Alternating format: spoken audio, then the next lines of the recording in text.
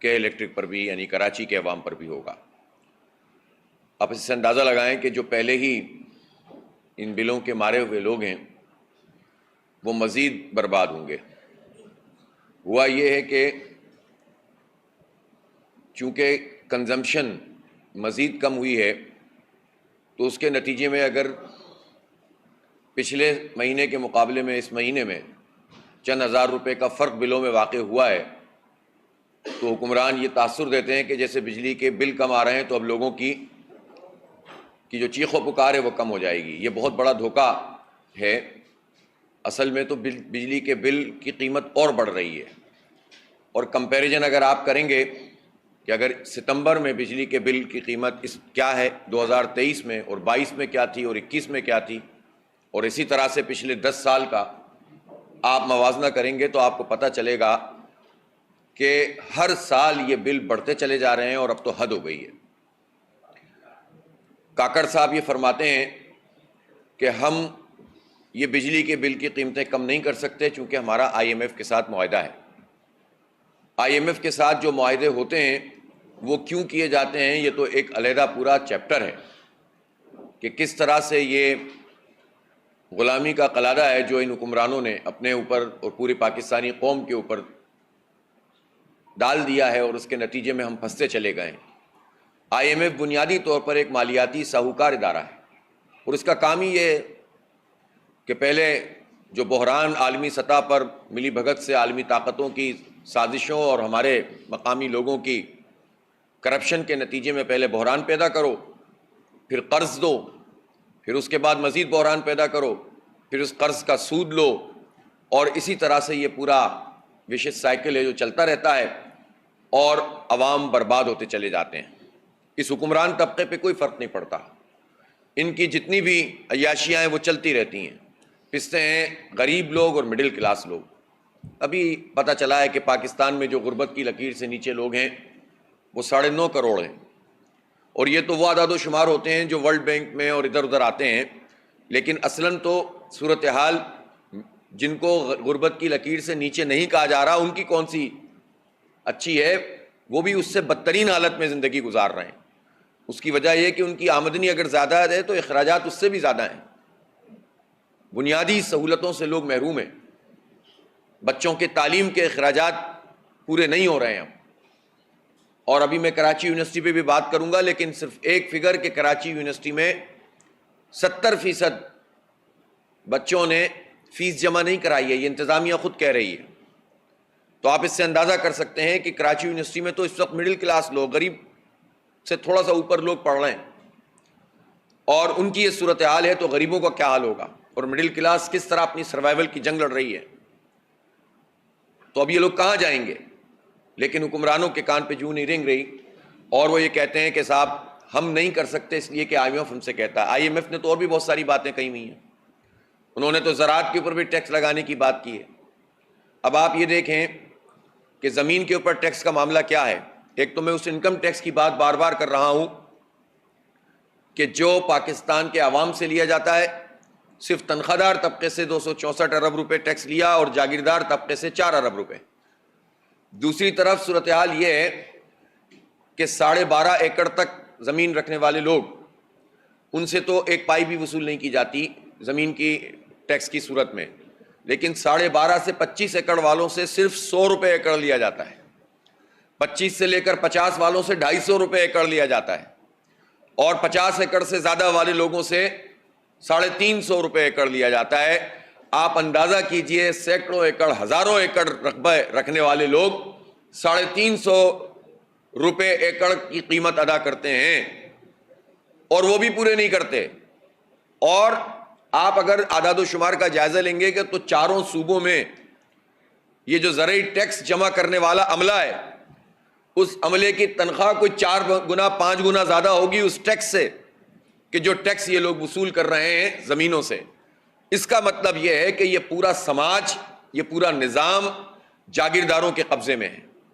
انہی جاگیرداروں کی sugar mills ہوتی ہیں، آپ نکال کر دیکھ لیجئے، چاہے یہاں کے زرداری ہوں، وہاں کے ترین ہوں، کوئی بھی ہو، آپ نام اٹھا کر دیکھ لیجئے، جن کی تو لسٹیں آ گئی ہیں، سارے جن کی شوگر ملز ہیں وہی وہی جاگیردار اور وڈیرے بھی ہیں، انہوں نے زمینیں جو ہیں وہ اپنے پاس رکھی بھی ہوئی ہیں، پھر انہی کی شوگر ملز میں شوگر تو بنتی ہے، ان کو سبسڈیز بھی دی جاتی ہیں بہت ساری، لیکن اس کے ساتھ ساتھ جس بات کا کسی کو پتہ ہی نہیں چلتا وہ اس کی بائی پروڈکٹ کے طور پر جو ڈسٹلری لگی ہوئی ہیں جس سے الکوہل بنتی ہے، اس کے پیسے کہاں جاتے ہیں؟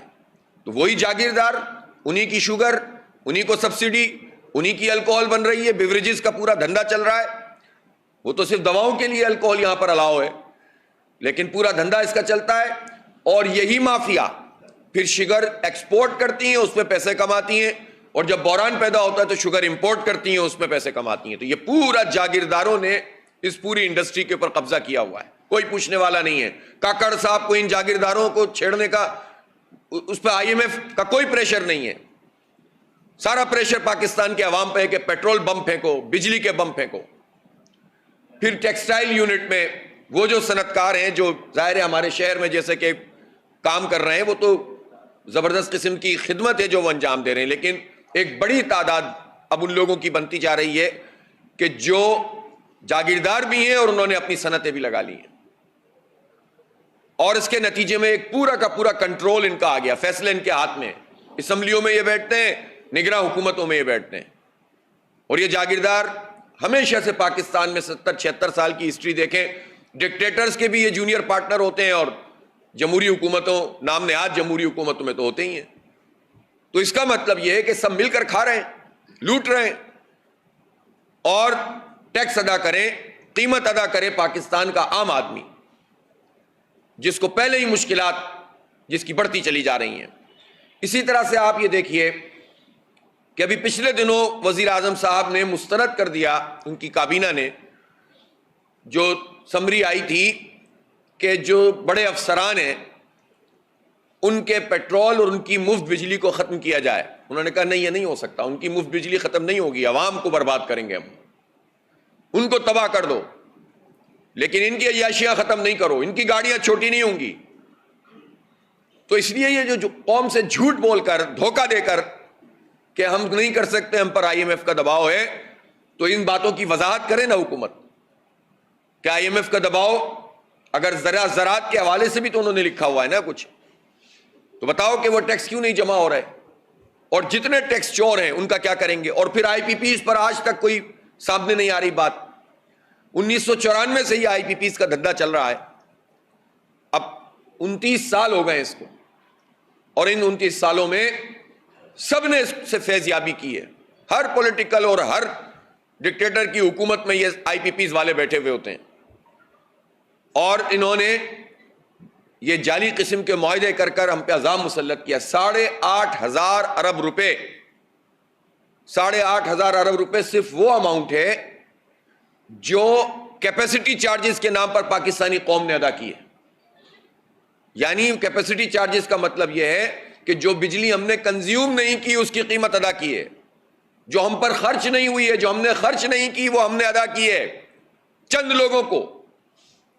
یہ تو صرف 8,500 وہ ہیں، اور پھر خود باقی دھندے جتنے ہوں گے تو آپ سوچ سکتے ہیں کہ یہ جو قریبی لوگ ہوتے ہیں حکومتوں کے، یہ سارے کے ساری لسٹ اٹھا کر دیکھ لیجئے، یہ بھی وہی لوگ ہیں۔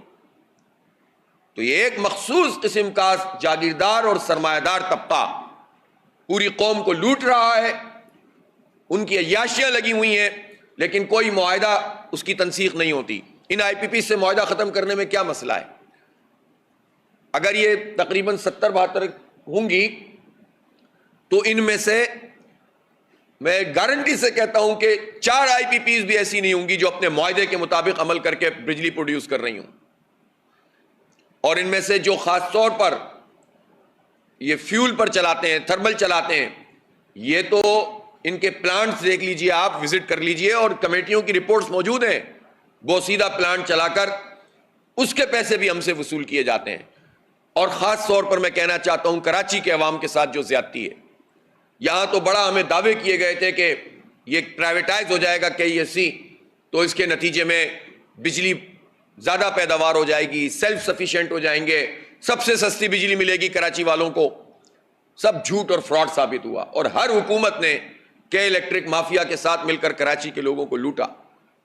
آج بھی انہوں نے جو پلانٹ لگائے ہوئے ہیں ان پلانٹس کو جا کر دیکھ لیجئے، ان میں ان کی ایفیشنسی دیکھ لیجئے، اور اس کی جو کچھ بھی ان کی نااہلی ہے اور بوسیدہ پلانٹ ہیں اس کی قیمت بھی کراچی کے عوام ادا کرتے ہیں۔ ان کے پروفٹ میں تو کمی نہیں آتی۔ ابھی انہوں نے لاسٹ ایئر اپنے آپ کو خسارے میں شو کیا ہے۔ یہ خسارے میں شو کرنا بھی ظاہر ایک پورا دھندا ہوتا ہے کہ جب پریشر بنے تو آپ خسارے میں شو کر دیں اپنے آپ کو، اس لیے کہ آپ 50 طرح کی کمپنیاں بنا کر مختلف کام مختلف لوگوں کو دے دیتے ہیں اور اپنے آپ کو خسارے میں شو کرتے ہیں، جبکہ وہ کمپنیاں بھی انہی کی ہوتی ہیں۔ تو یہ جو جھوٹ اور فراڈ اور دھوکے کا پورا نظام چل رہا ہے، یہ چل ہی نہیں سکتا جب تک طاقتور لوگوں کی آشیرواد ان ایسے مافیاز کو نہ ملی بھی ہوں۔ اس لیے پاکستان کے عوام کے ساتھ یہ زیادتی کیسے قبول کی جا سکتی ہے؟ لیکن حیرت کی بات یہ ہے، ایسا لگتا ہے کہ پاکستان کے عوام پریشان ہیں اور صرف جماعت اسلامی پریشان ہے، باقی کسی کو کوئی پریشانی نہیں ہے۔ احتجاج کر رہی ہے تو جماعت اسلامی، عوام ان کا ساتھ دے رہے ہیں، ہڑتال پہ الحمدللہ ساتھ دیا لوگوں نے بھرپور، تاجروں نے ساتھ دیا۔ آپ دیکھیں کہ اس وقت دھرنے ہیں، 3 دن پشاور میں آپ نے دیکھا گورنر ہاؤس پہ زبردست قسم کا تاریخی دھرنا ہوا، پھر لاہور میں ہوا، پھر کوئٹہ میں ہوا۔ ہم نے کراچی میں ایک ہی وقت میں 15 مقامات پر سڑکیں بند کی، تنگ آمد بجنگ آمد۔ اب ہم 100 مقامات پر یہ کام کریں گے تاکہ ہماری آواز گونجے اور ان ظالموں کو پیچھے ہٹنے پر ہم مجبور کریں۔ کل ہم نے دیکھا پورے سندھ میں احتجاج ہوا اور جگہ جگہ لوگوں نے جو ہے وہ اس بجلی اور پیٹرول کی قیمتوں کے خلاف اپنی اس آواز کو بلند کیا، لیکن جماعت اسلامی کے پلیٹ فارم کے علاوہ کوئی نہیں ہے۔ اچھا، وہ پارٹیاں جنہوں نے زبانی جمع خرچ کے طور پر کہا تھا کہ ہم احتجاج کریں گے، وہ بھی نہیں کر رہی۔ تو جب ان عوامی ایشوز پر یہ پارٹیاں یہ صرف اس چکر میں ہے کہ وہ منظور نظر ہو جائیں کسی طرح اور ان کو اسمبلی میں نمائندگی مل جائے، کوئی فارمولہ طے پا جائے۔ یہ لیول پلینگ فیلڈ کی بات کر رہے ہیں بلاول صاحب، اور انہوں نے 15 سال جو بیڑا غرق کیا ہے اس صوبے کے عوام کا، وہ کون سی لیول پلینگ فیلڈ تھی؟ میاں صاحب یہ چاہتے ہیں کہ سب چیزیں، ان کے مقدمات بھی ختم ہو جائیں اور ان کو پرائم منسٹر ڈکلیئر کر دیا جائے بغیر انتخاب کے، اور پھر تکلفاً انتخاب کرا دیے جائیں۔ تو نہ بلاول صاحب کو وزیر اعظم بننا ہے، نہ نواز شریف صاحب کو بننا ہے، یہ بات بھی طے ہے۔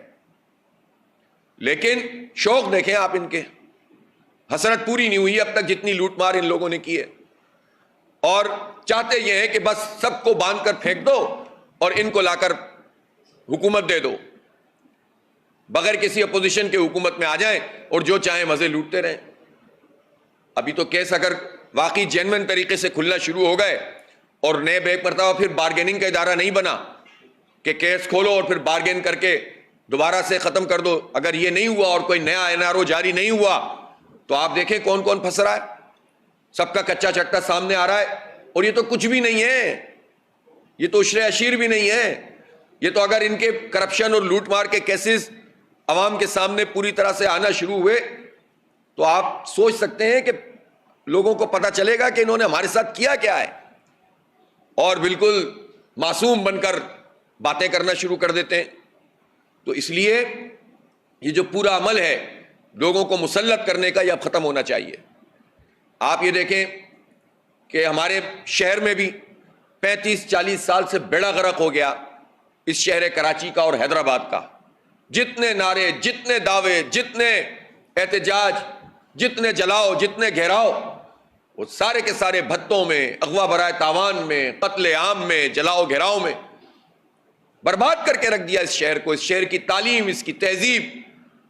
اور پھر وہ سامنے آ کر کہنا شروع کر دیتے ہیں کہ ہم قوم کی خدمت کریں گے اور ہم جو ہیں وہ کراچی کے اور حیدرآباد کے عوام کا مسئلہ حل کریں گے۔ ہمارا سگنیچر تو یہ ہے کہ ہم قاتل ہیں، ہمارا سگنیچر تو یہ ہے کہ ہم بھتہ خور ہیں، ہمارا سگنیچر تو یہ ہے کہ ہم اغوا برائے تاوان کرتے ہیں، بس جلاؤ، حالانکہ جلاؤ گہراؤ بھی پورا سگنیچر ہے، لیکن اس کے باوجود ہم کراچی کے عوام کی خدمت کریں گے۔ تو جو اعلانیہ اپنے سگنیچر، اپنے نشان، اپنی علامت اور اپنی پہچان کا دعویٰ کر رہے ہیں، انہی میں ہوا بھری جا رہی ہے، انہی کو جو ہے وہ دوبارہ تیار کرنے کی کوشش ہو رہی ہے، اور تیار کرنے والوں کو یہ بات سمجھ ہی نہیں آ رہی کہ اب کچھ بھی نہیں ہوگا، کچھ بھی کر لیں آپ، اب ووٹ نہیں دیں گے لوگ ایسے لوگوں کو جنہوں نے برباد کیا ہے، جنہوں نے کراچی کے مینڈیٹ کو وڈیروں کے ہاتھوں بیچا ہے، جنہوں نے غیر معینہ مدت کے لیے کابینہ میں بیٹھ کر کوٹا سسٹم بڑھایا 3 سال پہلے، جنہوں نے ہماری پیٹھ میں چھرا گھونپا ہے مردم شماری میں ہماری 1.5 کروڑ گنتی کم کر کے، جنہوں نے ہمارے بچوں سے تعلیم چھین لی، وہ ساری کی ساری مافیا موجود ہے، اسی کو جوڑ توڑ کر کے چاہ رہے ہیں کہ دوبارہ مسلط کر دیں۔ اب کراچی میں ان کو لوگ مسترد کر چکے ہیں، یوتھ کا تو خیر ان سے کوئی تعلق ہی نہیں ہے، لیکن جو ایکسپیرینس کر چکے ہیں اس پورے عمل کو، بربادی کو، تباہی کو، اس شہر کی صنعتوں کی تباہی کو، اس کی تجارت کی تباہی کو، کسی صورت میں بھی وہ ایسے ایڈونچر کو قبول نہیں کریں گے۔ اور یہ اس کام کو انجام دینے والوں کو یہ بات سمجھ میں آ جانی چاہیے، جتنی جلدی سمجھ میں آ جائے گی اتنا ہی پاکستان کا بھلا ہے، ورنہ ایک ایسا ایڈونچر ہوگا جس کا کوئی فائدہ بھی نہیں ہوگا اور نقصان ہی نقصان ہمارے حصے میں آئے گا۔ اور جہاں تک پیپلز پارٹی کا تعلق ہے، ہم نے پچھلے دنوں کچھ بیانات سنے تھے کہ سسٹم کے اوپر ہاتھ ڈل رہا ہے، لیکن ابھی تک یہ ہاتھ سسٹم پہ پہنچا نہیں ہے۔ ابھی تو صرف 2-4 ٹرانسفر پوسٹنگ ہوئی تھیں تو سب کی چیخیں نکلنا شروع ہو گئی تھیں۔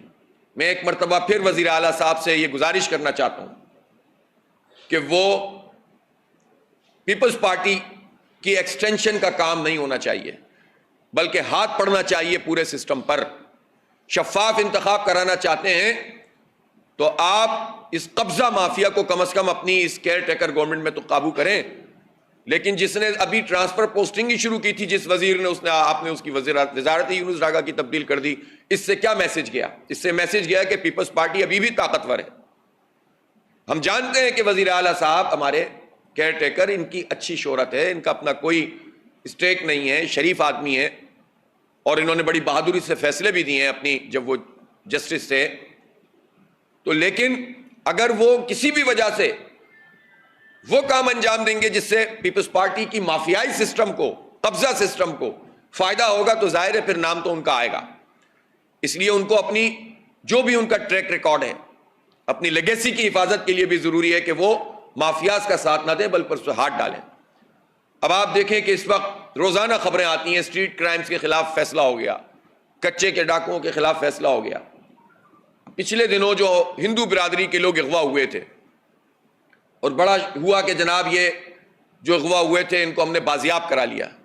کل خبریں نکلی ہیں اور پتہ چلا ہے کہ بہت بڑے بڑے وڈیرے اس کام میں شامل تھے، اور باقاعدہ تاوان ادا کر کے ان وڈیروں کی سرپرستی میں یہ کام کیا گیا ہے۔ جب ہم یہ کہتے ہیں تو لوگوں کو پریشانی ہوتی ہے، تو جب یہ انہی لوگوں کو اغوا کروانا ہے اور انہی لوگوں کے ذریعے سے چھڑوانا ہے اور انہی کو قیمت ادا کرنی ہے، تو ظاہر ہے کہ ہماری جو ہندو برادری ہے، جو کاروباری برادری خاص طور پر سندھ میں ہے، وہ بہت پریشان ہے اس بات پر، اور انہوں نے احتجاج بھی بہت زیادہ کیا ہے، دھرنے بھی بہت دیے ہیں۔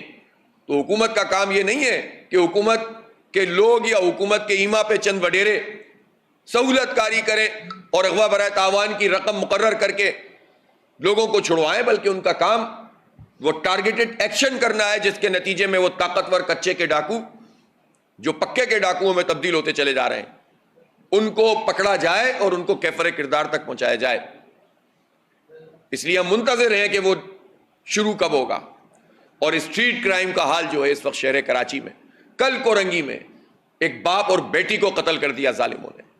آپ تصور کر سکتے ہیں، بیٹا بھی موجود تھا، وہ بیچارہ کس طرح بچ گیا ہوگا، اور اس کی پوری زندگی اب کیسے گزرے گی کہ اس کے سامنے اس کی بہن اور اس کے باپ کو اسٹریٹ کرمنل نے مار دیا ہو۔ ابھی پچھلے دنوں کورنگی میں ہی باپ اور بیٹے کو دکان کے اوپر قتل کر دیا گیا تھا۔ اس سے پہلے ہم نے دیکھا ہے کہ کتنے نوجوان اور کتنے لوگ ہیں اس شہر کے کہ جو قتل کیے جا رہے ہیں، کس بنیاد پہ کہ موبائل چھینتے ہوئے، بعض تو موبائل دے چکے ہوتے ہیں ان کو بھی گولی مار دی جاتی ہے، اور کوئی کارروائی آج تک کی تاریخ میں عمل میں نہیں آئی ہے جس سے پتہ چلے کہ سیریس ہے پولیس اور رینجرز۔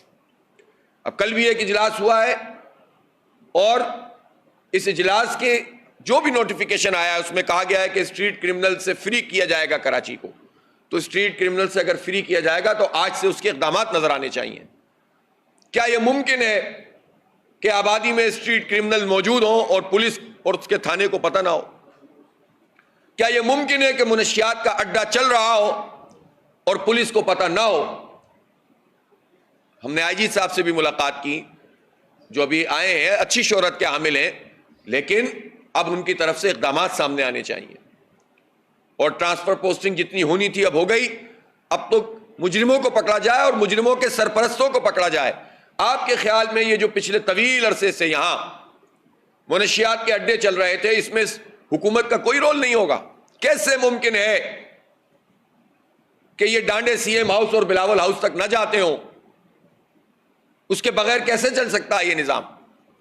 کیسے ممکن ہے کہ اتنا بڑا مافیا کام کر رہا ہو اور یہ لوگ بے خبر ہوں، جو اتنے طاقتور تھے، جن کی پولیس اپنی تھی، جن کے تمام نظام اپنا تھا، سسٹم اپنا ہے، سارے لوگ تو لا کر انہوں نے بٹھائے ہوئے ہیں اپنی پسند کے. اور اگر یہ کہتے ہیں کہ نہیں ہم بہت معصوم ہیں، تو ان سے زیادہ نااہل کوئی نہیں. اور سب جانتے ہیں کہ نااہلی پیپلز پارٹی کی یا اس کے پورے جو طرز ہے کام کرنے کا، اس کی نااہلی کام میں ہے، کرپشن میں نہیں ہے. کرپشن میں بہت اسمارٹ ہے یہ. نااہلی ہے صرف کام کرنے میں، ڈیلیور کرنے میں، سہولت پہنچانے میں، پانی دینے میں، ماس ٹرانزٹ کام کرنے میں، K4 بنانے میں، S3 بنانے میں. یہ نااہل، لیکن اس میں کرپشن لینے میں بہت اہل، اس میں حصہ وصول کرنے میں بہت اسمارٹ. تو یہ ان کی پرفارمنس ہے. تو کیسے ممکن ہے کہ ان کی مرضی کے بغیر یہ پورا دھندا چل رہا ہو؟ تو اب اگر پیپلز پارٹی کی حکومت کا ایکسٹینشن نہیں ہے تو پھر کاروائیاں سامنے آنی چاہیے. اور اس کے سہولت کار جو 15 سال سے موجود رہے ہیں یا 35 سال سے موجود رہے ہیں، وہ سب بھی سامنے آنے چاہیے. یہ نہیں ہے کہ میرا چور زندہ باد اور تیرا چور مردہ باد. پھر چور کو چور ہی بتانا چاہیے، ڈاکو کو ڈاکو ہی بتانا چاہیے. میں اس وقت ایک اہم مسئلے کی طرف نشاندہی کرنا چاہتا ہوں، وہ ہے ہماری یونیورسٹیوں کا حال. 1951 میں کراچی یونیورسٹی بنی تھی اور یہ جنرل یونیورسٹی ہے. اس کے بعد وفاقی اردو کالج کام کر رہا تھا. 2002 میں اس کو یونیورسٹی کا درجہ ملا. اس پورے 76 سال میں ان دو یونیورسٹیوں کے علاوہ شہر کراچی، جس کی آبادی 3.5 کروڑ ہو گئی، کوئی جنرل یونیورسٹی موجود نہیں ہے. بلکہ اس یونیورسٹی کے ساتھ ایفیلیٹ کر کے جو پرائیویٹلی لوگ بیچلر کیا کرتے تھے، وہ سلسلہ بھی، ڈگری پروگرام بھی ختم کر دیا گیا. اور اب صورتحال یہ ہے کہ ان یونیورسٹیوں کو بھی تباہ کر دیا ہے. گرانٹ ان کو پراپر ملتی نہیں ہے. کئی سال گزر جاتے ہیں، باقاعدہ وائس چانسلر کا تقرر نہیں ہوتا. تقرر ہو جائے. اب صورتحال یہ ہے کہ کراچی یونیورسٹی میں اس وقت اساتذہ اسٹرائک پر ہیں. پچھلی مرتبہ بھی انہوں نے اسٹرائک کی. ہم نے ان سے ریکویسٹ کی تھی کہ آپ یہ نہ کریں، اس لیے کہ اس سے تعلیم کا حرج ہوتا ہے، اور انہوں نے بھی اس کو ایکسیپٹ کیا تھا. کچھ بات چیت انتظامیہ سے ہوئی تھی، انہوں نے اپنی اسٹرائک کو ختم کیا تھا. لیکن ان کا موقف اب یہ ہوتا ہے کہ 6 سال اگر ہو جائیں اور کراچی یونیورسٹی کی جو سینٹ ہے اس میں بجٹ ہی پیش نہ ہوا ہو تو ہم کیا کریں؟ تنخواہوں کا بحران پیدا ہو گیا ہے. یہ اساتذہ کی سائٹ پر بات ہے. لیکن آپ لیبارٹریز دیکھیے، آپ جائیے وہاں پر، بلڈنگ کا حال دیکھیے. باتھ روم تک پورے نہیں ہیں ڈپارٹمنٹس میں، پانی تک نہیں آتا بہت سارے باتھ روموں میں. باتھ روم ہے تو پانی نہیں آ رہا، گندگی پڑی ہوئی ہے. یہ کراچی یونیورسٹی ہے، یہ ڈاکٹر عبد القدیر خان والی یونیورسٹی ہے. کراچی یونیورسٹی پہلے NED کالج ہوا کرتا تھا. یہ کراچی یونیورسٹی ہے کہ جس کا حال یہ ہے کہ اس کی جو بجٹ ہے وہ پیش نہیں ہو رہا، اور فیسوں کا حال یہ ہے کہ 70% طلبہ نے فیس نہیں دی ہے. اس میں نااہلی بھی شامل ہے انتظامیہ کی، اور اس میں حالات بھی شامل ہیں. فی اسٹرکچر ریوائز ہونا چاہیے. یہ یونیورسٹیاں سرکار کی اس لیے نہیں ہوتی کہ سارا کا سارا بوجھ طلبہ پہ ڈالا جائے. طلبہ کو دے کیا رہے ہیں؟ ایک زمانہ تھا جب بہت معمولی سی فیس ہوتی تھی، اور اس وقت آج سے 30 سال پہلے 150 125 بسوں کا فلیٹ چلتا تھا. اور جب کے مقابلے میں تعداد کتنی بڑھ گئی، اور آپ جا کر بسیں دیکھیں، لٹکتے پھرتے ہیں بچے اور بچیاں. کتنے لوگ تو جاں بحق ہو چکے ہیں. کوئی پوچھنے والا نہیں ہے، کوئی سرکار ہے یہاں پر. یہ پرفارمنس ہے ان کی. اور جب ہم گرانٹ دیکھتے ہیں تو اپنی پسند کی چند یونیورسٹیوں کو، جہاں پر کچھ سیکولر اور اس ٹائپ کے لوگ بیٹھے ہوئے ہیں جو پاکستان کے تشخص کو مٹانے کی بات کر رہے ہیں، ان کو ریسرچ کے نام پر بڑی گرانٹ دی جا رہی ہے. ہم تمام حقائق کو لے کر آئیں گے انشاءاللہ آپ کے سامنے. اور جو یہ جامعات ہیں جنہوں نے ہمیشہ پاکستان کے غریب اور مڈل کلاس لوگوں کو اپلفٹ کیا اور اس کے نتیجے میں پاکستان کا نام روشن کیا، ان کو برباد کر کے رکھ دیا. تو یہ کیا صورتحال ہے؟ اس ملک میں کون لوگ ہیں جو فیصلے کر رہے ہیں؟ تو کراچی یونیورسٹی اور اردو یونیورسٹی کی گرانٹ میں بھی اضافہ ہونا چاہیے، ان کی سہولتیں ٹھیک ہونی چاہیے، اساتذہ اور وائس چانسلر شیخ الجامعہ کو بیٹھ کر بات کرنی چاہیے، اور شیخ الجامعہ کو بڑے پن کا مظاہرہ کرتے ہوئے ان تمام چیزوں کو ایڈریس کرنا چاہیے۔ اگر مسئلہ یہ ہے کہ گرانٹ نہیں مل رہی تو شیخ الجامعہ کو سامنے آ کر گرانٹ مانگنی چاہیے نا۔ یہ بھی ایک عجیب طرز اختیار کر لیا ہے۔ ماضی میں ہم نے دیکھا ہے کہ طلبہ یونین کے بھی انتخابات ہوتے تھے، اور جب بند بھی کر دیا گیا تھا اس کو، تب بھی طلبہ، اساتذہ اور شیخ الجامعہ مل کر یونیورسٹی کے مسائل کو ہائی لائٹ بھی کرتے تھے اور حکومت سے مطالبہ بھی کرتے تھے۔ اب وائس چانسلر اپنی نوکریاں بچانے کے لیے مطالبہ ہی نہیں کرتے حکومت سے کہ گرانٹ دو، ہر چیز جو ہے وہ طلبہ پہ ڈال دی جاتی ہے۔ تو اس طرح تو دنیا میں کہیں تعلیم نہیں چلتی کہ ساری کے سارا بوجھ آپ طلبہ پہ ڈال دیں۔ بتائیں دنیا میں کہاں ایسا ہوتا ہے؟ خاص طور پر گورنمنٹ سیکٹر کی یونیورسٹیوں میں ہر جگہ ایجوکیشن سبسیڈائز ہوتی ہے، لیکن انتہائی معمولی گرانٹ کے ساتھ جب آپ یہ کام کریں گے، نہ ٹرانسپورٹ دیں گے، نہ لیبارٹری کی فیسلٹی دیں گے، نہ فیکلٹی پوری دیں گے، نہ آپ جو ہے وہ اساتذہ کو باقاعدہ تنخواہیں دیں گے ٹھیک طریقے سے، ان کی پچھلی جو واجبات ہیں وہ ادا نہیں کریں گے، طلبہ کے لیے پڑھنے کی سہولت نہیں ہوگی، تو آپ یہ بتائیں کہ پھر یہ لوگ جائیں گے کہاں؟ ہیں کتنے لوگ جو پڑھ رہے ہیں یونیورسٹیوں میں؟ 4 لاکھ لوگ میٹرک کا امتحان دیتے ہیں، اس میں سے 2.25 لاکھ انٹرمیڈیٹ کرتے ہیں، اور اس میں سے 40 سے 50 ہزار وہ جاتے ہیں یونیورسٹیوں میں، اور اس میں سب شامل ہیں، اس میں سرکاری بھی شامل ہیں اور غیر سرکاری بھی شامل ہیں۔ یہ تو حال ہے اس وقت، اور اس پر یہ حال ہو کہ 1-2 یونیورسٹیاں صرف ہیں اور ان کا بیڑا غرق ہوا۔ اور اب اس وقت کیا ایک اور کام ہوا کہ وفاقی اردو کالج اس جو تھا، جس کو یونیورسٹی 2002 میں بنی، اور انجمن ترقی اردو، اس کے جو نامینیٹڈ فرد ہوتا تھا وہ سینٹ کا وائس چیئرمین ہوتا تھا۔ اب یہ سازش یہ کی گئی ہے کہ اس اردو یونیورسٹی کے ہیڈ کوارٹر کو یہ اسلام آباد منتقل کر رہے ہیں، اور جو ان کی وائس چیئرمین کی جو پوزیشن تھی اس کو بھی یہ ختم کر رہے ہیں، اور اب جو چاہیں گے یہ کرتے رہیں گے۔ حالانکہ ابتدائی سے مولوی عبدالحق صاحب کا یہ کارنامہ تھا کہ جنہوں نے انجمن ترقی اردو بنائی، اور پھر اس کے تحت ہی یہ کالج بنا، پھر بعد میں اپ گریڈ ہو کر یونیورسٹی بنی، اور ہمیشہ سے اس کا ایک رول رہا ہے۔ تو سرکار کی یہ یونیورسٹی اس بجائے اس کے کہ اس کو اپ گریڈ کیا جائے، اس کو اٹھا کر اگر اس کا ہیڈ آفس وہاں لے جائیں گے تو ہمیں معلوم ہے کہ کراچی کے ساتھ جو سلوک وفاقی حکومتیں اور صوبائی حکومتیں کرتی ہیں اس میں اب کیا حل ہوگا۔ تو اس یونیورسٹی کی وفاقی پوزیشن برقرار رکھتے ہوئے اس کا ہیڈ کوارٹر کراچی میں ہونا چاہیے، اور اس کی اپ گریڈیشن کے لیے اور اس کو بہتر بنانے کے لیے اقدامات ہونے چاہیے، اور اس میں انجمن ترقی اردو کا بھی ایک اہم رول ہونا چاہیے۔